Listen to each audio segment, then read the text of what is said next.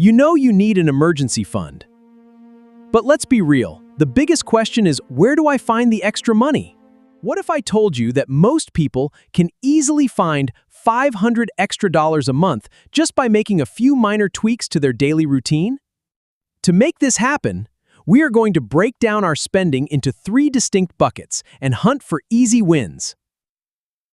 First, we are hunting down hidden subscriptions, unused memberships, and those little daily drains that quietly bleed your account dry. Next, we audit our utility bills, grocery spending, and everyday essentials to find where costs can be safely trimmed.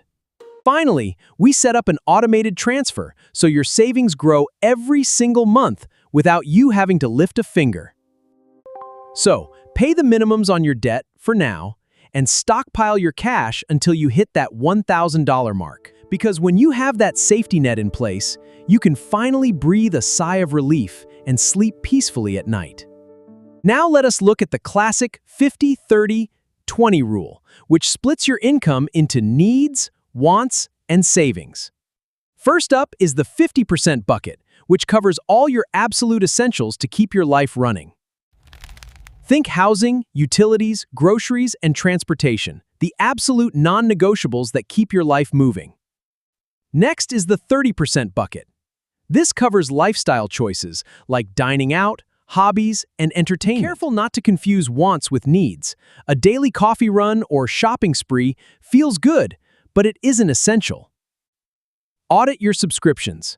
Cancel the ones you barely use and free up cash fast. That extra cash you free up goes straight into your emergency fund. Watch it grow faster than you expect. Start with a small, realistic goal. Even $500 or $1,000 in the bank changes how you feel about money. Once that first goal is hit, raise the target to 1 full month of expenses. Then keep it going.